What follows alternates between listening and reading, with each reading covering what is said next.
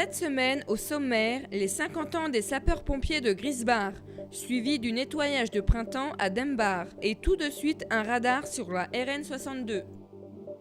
Dans le cadre du programme national du contrôle sanction automatique pour lutter contre l'insécurité routière, la DDE, Direction départementale de l'équipement du Bas-Rhin, a installé un radar fixe sur la RN 62 à l'entrée de Merzwiller.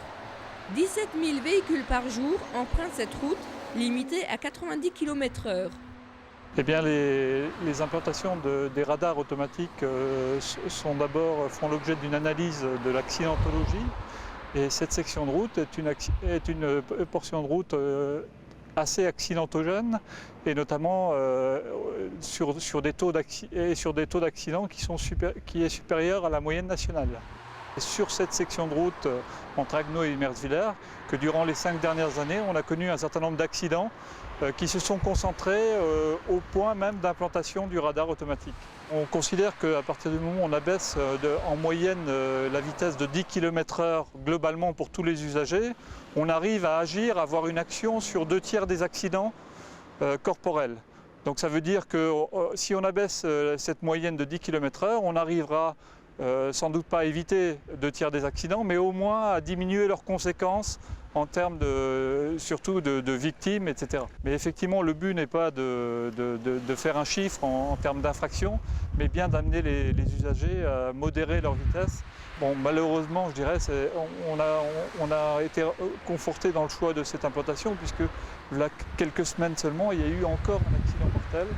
Et on espère bien amener les usagers donc à modérer leur vitesse sur l'ensemble de la section, parce que d'expérience, quand on a ce type de radar sur une section de route, ça a des effets sur toute la section de route, parce que les gens finissent par se méfier et simplement se caler sur les limites autorisées.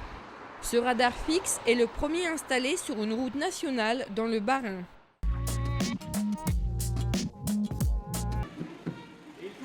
Les sapeurs-pompiers de Grisbach ont fêté leurs 50 ans. Pour l'occasion, de nombreux invités sont présents. Rémi Bertrand, conseiller général. Fernand Feig, président de la communauté des communes du pays de Niederbronn-les-Bains. Les maires de Gundershofen et de Grisbach. Et bien sûr, les chefs de corps des sapeurs-pompiers de Niederbronn et de Gundershofen. La manifestation s'est déroulée sur la journée avec au programme défilé du corps des sapeurs-pompiers et de la batterie fanfare dans les rues de la commune, suivi d'une cérémonie au monument aux morts.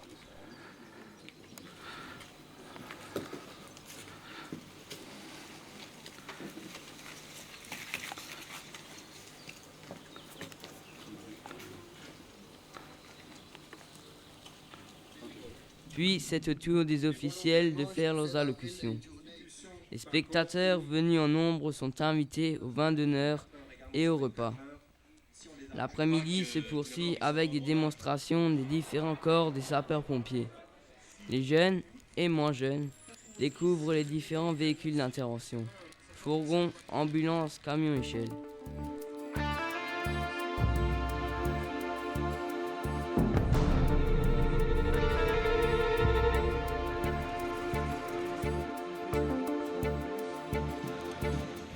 Les jeunes sapeurs-pompiers de Gundershofen et les pompiers bénévoles sont également présents. La journée s'est déroulée presque sans incident et dans une bonne ambiance.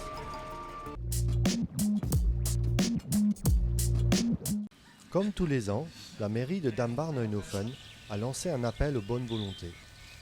L'objectif, le nettoyage de printemps de la commune.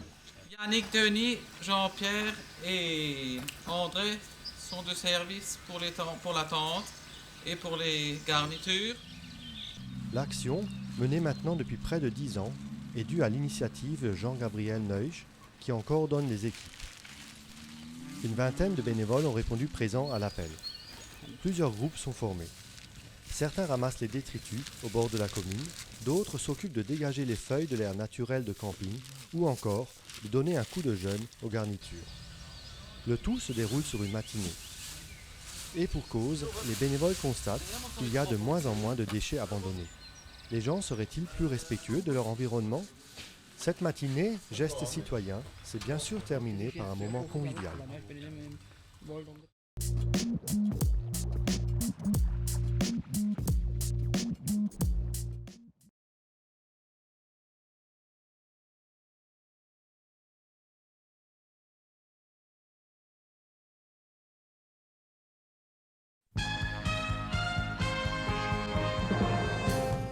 Proximité, fraîcheur, prix bas. À votre service tous les jours.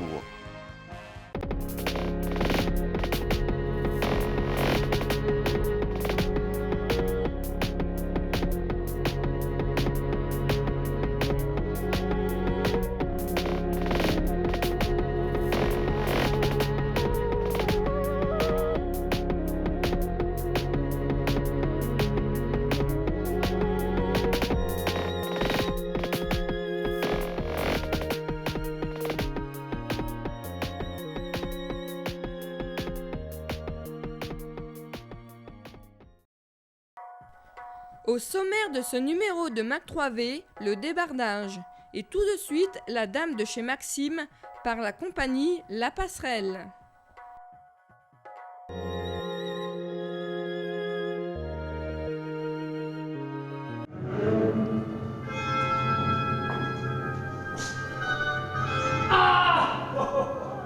Bonjour les enfants. Qui c'est celle-là? Eh ben, mon vieux, tu vas bien, hein? Mais pas du tout, qu'est-ce que ça veut dire? Madame, qui êtes-vous? D'où sortez-vous? Comment d'où que je sors? Bah tu le sais bien. La compagnie La Passerelle existe depuis 2 ans et demi. Notre premier spectacle a eu lieu l'année dernière. On s'est illustré avec La culotte de Jean Nouille. Et comme on a remporté un franc succès, on a décidé de rejouer cette année et on travaille donc sur La Dame de chez Maxime de Georges Feydeau. On est cette année 25 membres. L'année dernière, on était une dizaine de comédiens, donc la troupe s'est agrandie. Il s'agit en fait d'une pièce de Georges Feydeau, La Dame de chez Maxime, qui date de la fin du 19e siècle. C'est une pièce évidemment très drôle, mais qui était très longue au départ, puisqu'elle dure 4 heures. Nous avons donc tronqué la pièce pour la ramener à peu près à 2 heures.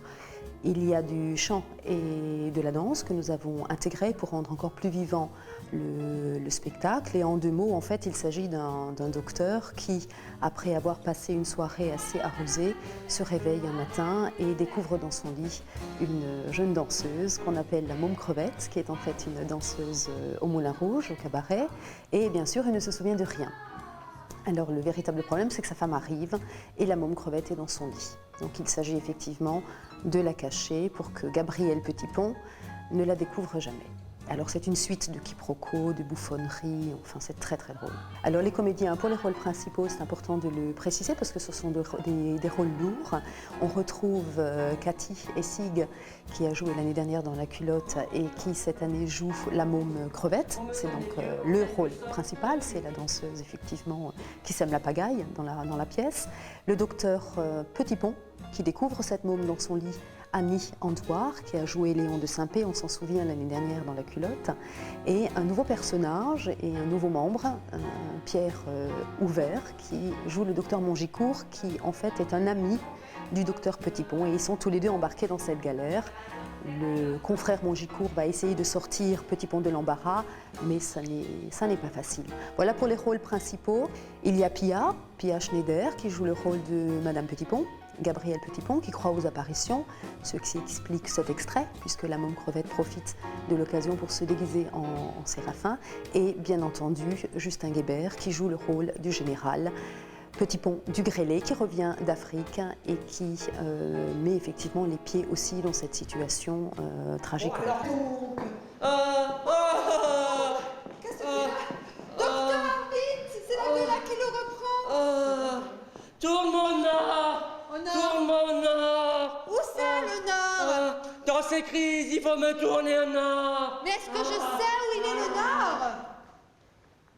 En face du midi. Asseyons-nous, je n'en peux plus.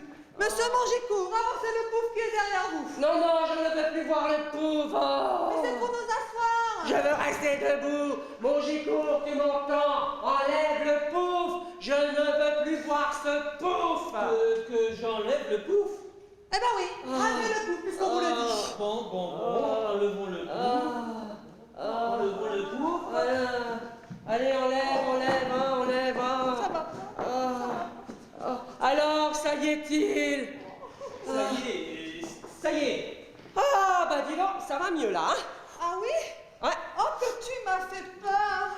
Là, c'est passé. C'est inquiété, hein? Ces cris, c'est comme ça, très violent, et tout d'un coup, chut, plus rien. N'est-ce pas, mon Gicourt? Elle dit quelque chose, toi, hein? Oui, et tout d'un coup, plus rien. Et puis c'est tout, quoi. c'est tout, quoi. Pourvu que cela ne te reprenne pas. Tiens. Merci. Vois-tu tout ça? Je crains bien que ce ne soit le ciel qui t'ait puni de ton scepticisme. Quoi? Quand tu te moquais de moi hier, à propos du miracle de Houille, je t'ai dit, tu as tort de ne pas avoir la foi. Ça te portera malheur. Ah ouais. Le miracle de oui. C'est quoi ça? Vous ne lisez donc jamais les journaux? Sainte Catherine est apparue dernièrement à Houille, à une famille de charbonniers.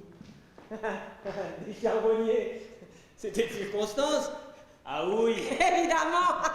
Non, ne faites donc pas les esprits forts. Et depuis, tous les soirs, la sainte réapparaît. C'est un fait. Et il n'y a pas à dire que cela n'est pas. Et la preuve, c'est que je l'ai vue. Vous? Moi, elle m'a parlé. Non. Si. Elle m'a dit, ma fille, le ciel vous a choisi pour de grandes choses. Bientôt, vous recevrez la visite d'un séraphin qui vous éclairera sur la mission à accomplir. Allez. C'est ça, va ma grosse, hein, et débarrasse-moi de ma tasse. Et il est venu, le séraphin? Je l'attends. Elle a t'as le temps d'attendre, hein. Oh là là là là là là! Nom d'un chien à la môme. Oh ben zut quoi, ça va durer encore longtemps! Alors comme ça, tu crois aux apparitions. Mon Gicourt, elle croit aux apparitions. Madame croit aux apparitions. Oui, elle croit aux apparitions. Taisez-vous donc. On a parlé par là. Où donc? J'ai pas entendu. T'as entendu, mon Gicourt? Non, je n'ai rien entendu. Rien. Nous n'avons rien entendu, il n'a rien entendu, hein. Mais j'en suis sûre, moi, c'est dans ta chambre. Non. Mais si. Attends, nous allons bien voir. Non. Gabriel. C'est moi qu'on appelle. Attends, nous allons bien voir. Oh mon Dieu. C'est pour toi que je viens, Gabriel. Qu'est-ce que c'est que ça? Là, vous ne voyez pas? Non, ça.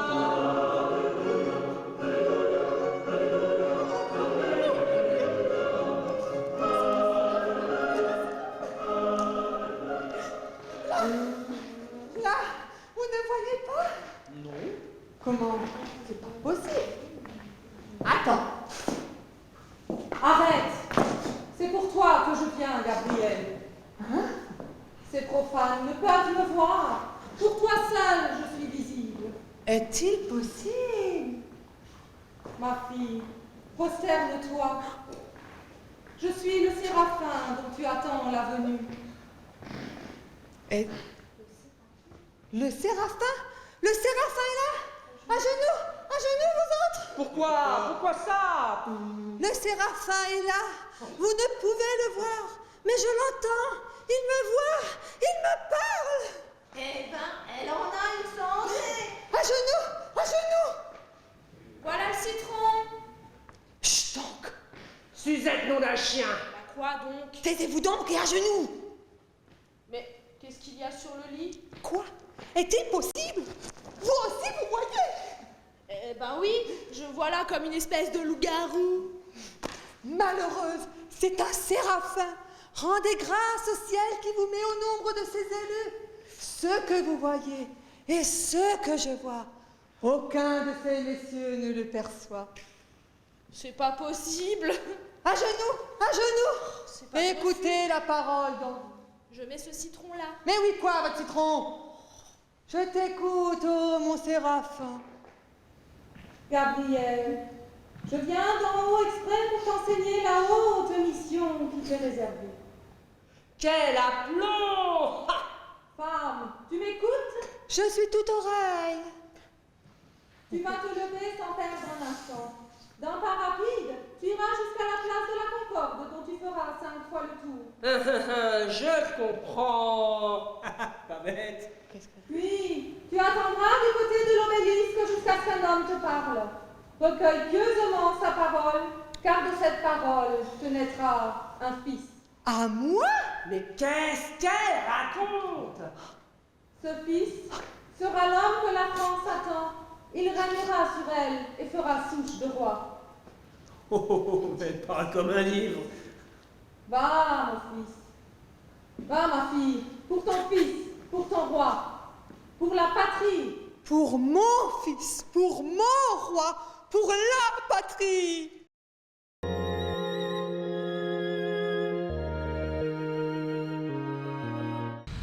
Journée de démonstration de débardage par câble en forêt de Fleckenstein. Donc je gère la forêt régionale du Fleckenstein, entre autres. C'est une forêt qui a été rachetée par la région Alsace il y a une dizaine d'années. Elle a 240 hectares, dont 30 hectares vont être mis en réserve biologique intégrale. Et le reste, c'est traité en futaies irrégulières. Donc la câble ici, c'est que la dernière exploitation sur le massif date au moins d'il y a 20 ans, avec d'anciens propriétaires encore. Bah, initialement, même la forêt appartenait à Dietrich, comme le préciser. Et depuis 10 ans, il n'y a pratiquement eu pas d'exploitation, à part quelques exploitations type sécurisation des chemins, des routes. Il n'y a pas eu d'exploitation, déjà pour une raison, c'est qu'il y a un manque d'infrastructures, de routes et de chemins. Alors, ça fait quelques années que je propose à la région une mise en place de pistes ou bien de chemins. Et ça, ils sont catégoriques. Ils disent que c'est une forêt à vocation touristique, on ne veut pas de chemin. Alors, depuis 2 ans, je me suis intéressé au câble et j'ai proposé à la région l'alternative débardage par câble. Et là, ils ont dit effectivement, ça pourrait nous intéresser. En Alsace, le débardage par câble, c'est pas encore assez développé. Donc j'ai contacté des entreprises autrichiennes et suisses qui sont venues ici pour me faire des offres de prix.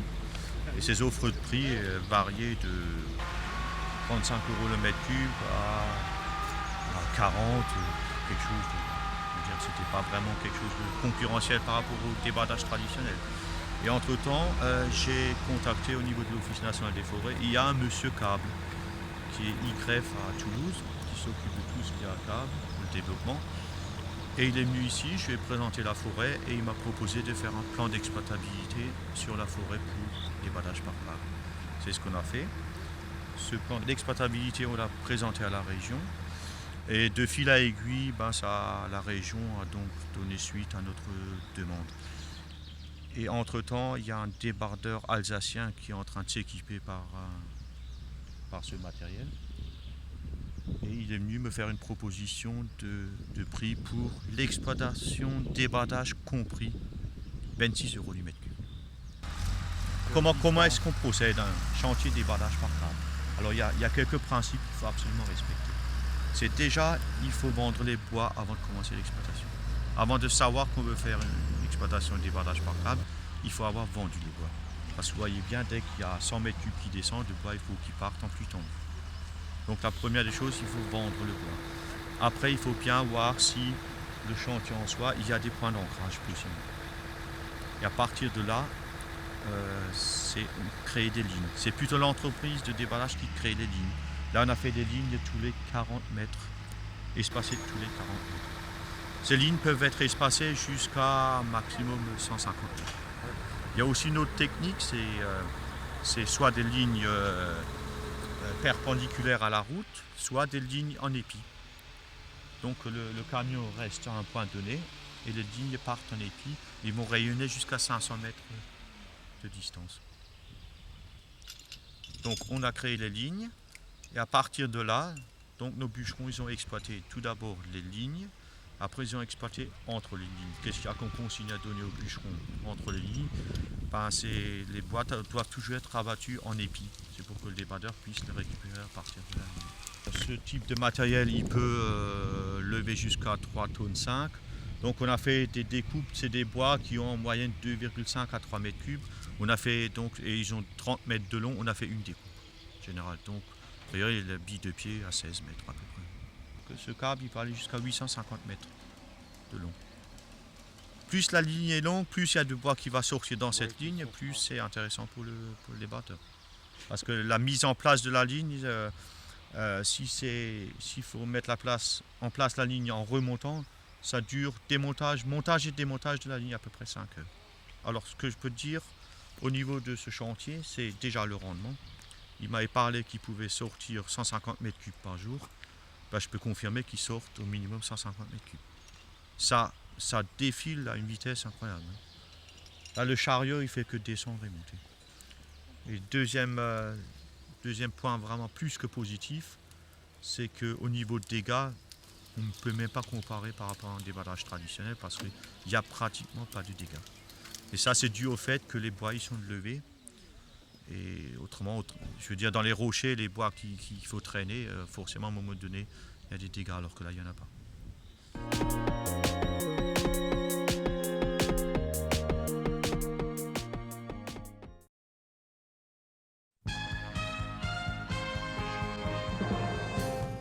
Proximité, fraîcheur, prix bas.